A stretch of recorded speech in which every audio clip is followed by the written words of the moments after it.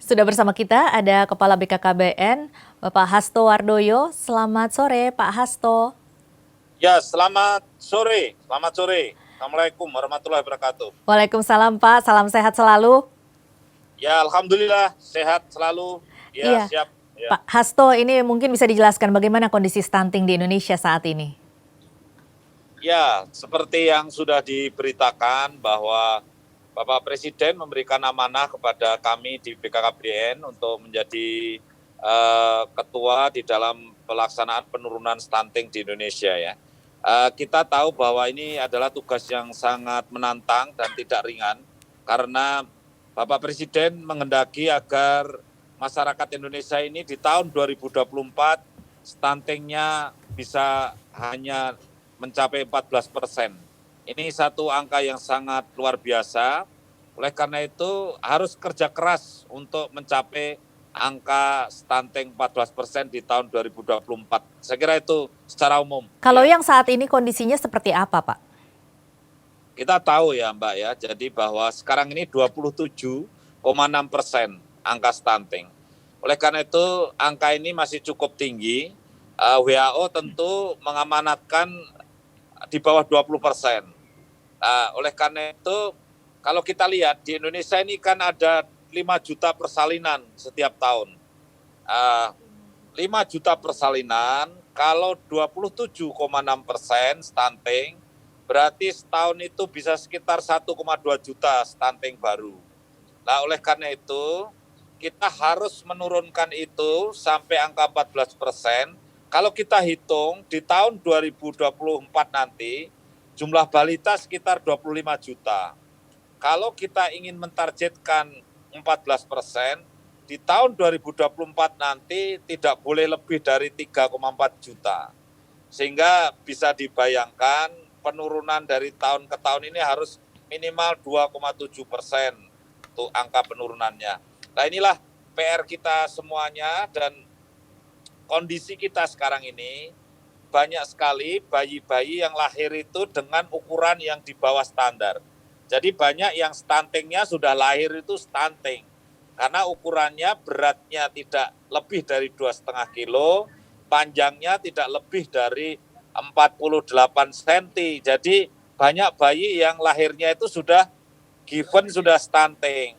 Kemudian banyak juga bayi-bayi yang lahirnya itu kurang bulan. Jadi belum cukup bulan, belum 37 minggu sudah lahir. Ini juga lebih dari 10%. Nah, inilah yang modal stunting yang sangat besar, kemudian akhirnya angka stuntingnya masih 27. Oleh karena itu kita harus memulai dari hulu, dari mulai mengawali hamil harus sehat, kemudian selama hamil harus dikawal, kemudian setelah hamil harus menggunakan alat kontrasepsi agar jarak kehamilannya tidak terlalu dekat. Itulah diantaranya problematika yang kita hadapi. Di Indonesia sendiri, Pak, peta sebaran stunting ini seperti apa? Bagaimana bisa diulang? Di Indonesia, peta sebaran stunting ini seperti apa, Pak? Bisa dijelaskan? Ya, memang stunting ini angkanya kan sangat, kesenjangannya sangat tinggi ya. Sebagai contoh seperti di Indonesia bagian timur, seperti di NTT, kemudian di Papua, kemudian di Maluku, kemudian juga masih di Aceh, dalam itu. Di daerah-daerah itu angkanya kan cukup tinggi. Bahkan di NTT itu angkanya bisa 40% lebih anak stunting itu. Oleh karena itu kita harus kerja keras di daerah-daerah yang merah tadi, zona-zona yang merah, zona-zona yang sebaran stuntingnya cukup besar dan cukup tinggi. Tetapi kita juga tidak boleh terlena di daerah yang penduduknya padat tapi prevalensi stuntingnya rendah. Jadi bisa terjadi seperti katakanlah di Jawa Barat, itu prevalensinya tidak tinggi, tetapi jumlah penduduknya banyak, sehingga jumlah stuntingnya juga banyak. Nah, saya kira hal seperti itu yang harus kita cermati dan kita memang harus berangkat dari data, begitu. Khususnya di Indonesia sendiri, penyebab stunting ini apa, Pak? Ya, baik. Jadi kan penyebab stunting itu kan sebetulnya dikelompokkan ada dua. Ada faktor yang namanya faktor sensitif, ada faktor yang namanya faktor spesifik. faktor sensitif itu katakanlah seperti sanitasi, lingkungan yang buruk. Jadi ini perhatian kepada ibu-ibu rumah tangga, keluarga. Kalau lingkungannya tidak bersih, itu mudah terjadi penyakit infeksi, bayinya mudah sakit, makanannya mudah tercemar, mudah diare, dan seterusnya. Sehingga akhirnya dia pertumbuhannya terganggu. Inilah penyebab lingkungan yang tidak bersih membuat akhirnya juga stunting. Sanitasi, kemiskinan, kemudian juga pendidikan yang rendah, sosial ekonomi rendah, ini adalah faktor-faktor sensitif yang membuat mereka stunting. Faktor-faktor ini memegang peranan hampir 70%.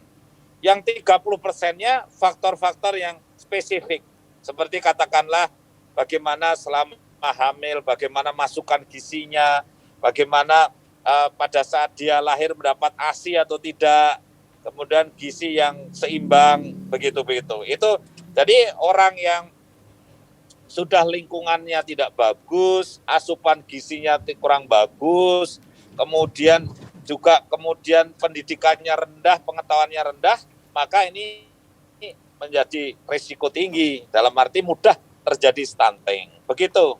Apakah ada korelasi dengan pandemi ini dengan banyaknya nanti angka stunting, Pak?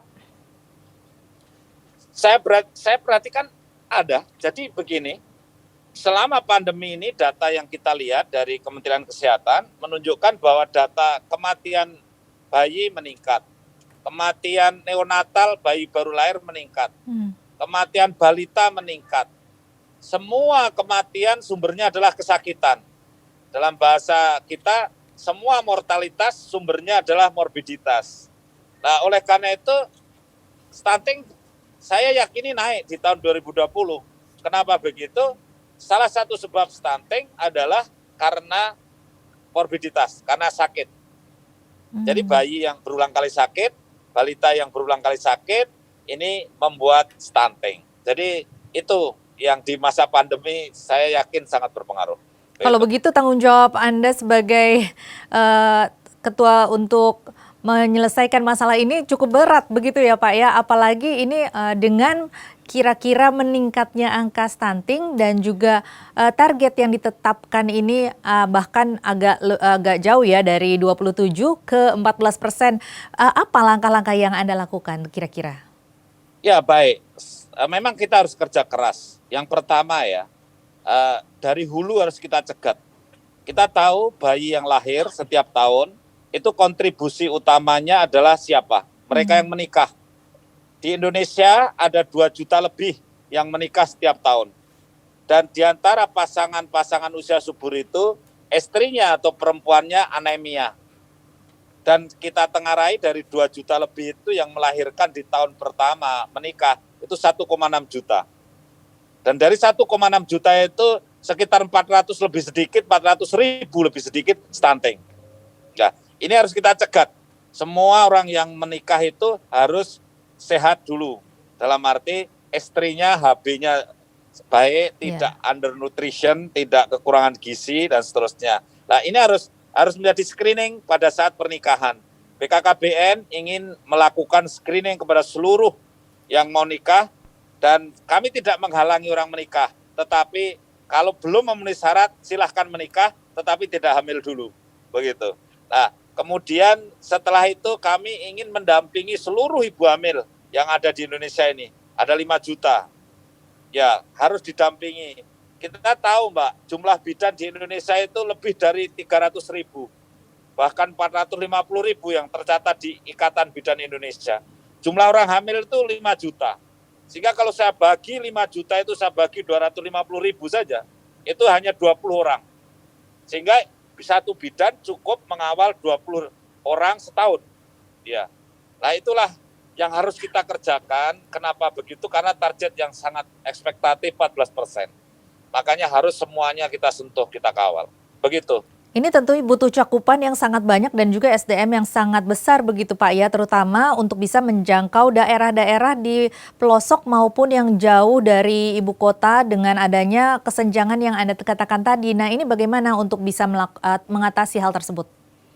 Iya, saya memang agak optimis ya dalam hal ini. Kenapa saya optimis? Karena gini, ternyata sebaran bidan itu lumayan lah.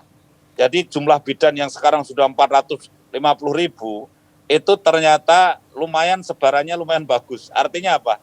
Di daerah-daerah pelosok-pelosok itu juga sudah ada bidan, sudah ada bidan. Saya kira tinggal ada beberapa daerah tertentu karena bidan sudah begitu banyak, maka saya optimis kita bisa membagi orang hamil kepada bidan tadi. Itu yang kita tempuh. Kemudian laporan bidan ini secara online. Jadi kita bisa real time mendapatkan laporan antenatal care dari bidan. Kami juga sudah sampaikan kepada Bapak Presiden bahwa petugas penyuluh kami ini penting sekali untuk ditingkatkan jumlahnya. Maka kemarin saya sampaikan kepada Bapak Presiden untuk minta tambahan jumlah penyuluh. Saya kira kami punya penyuluh KB desa yang bukan PNS 1,2 juta. Nah, kami ingin membantu bidannya itu dibantu dengan penyuluh KB yang ada di desa, namanya PPKBD, sub PPKBD. Begitu Mbak. Ya. Baik, tentunya dukungan dari pemerintah tidak hanya soal penambahan SDM, tetapi juga mengenai anggaran atau dananya apakah mencukupi atau tidak begitu ya Pak. Nanti kita akan bahas lebih jauh lagi, tetapi kita harus jeda dulu. Pemirsa tetaplah bersama kami, Dialog Nusantara Petang akan kembali sesaat lagi.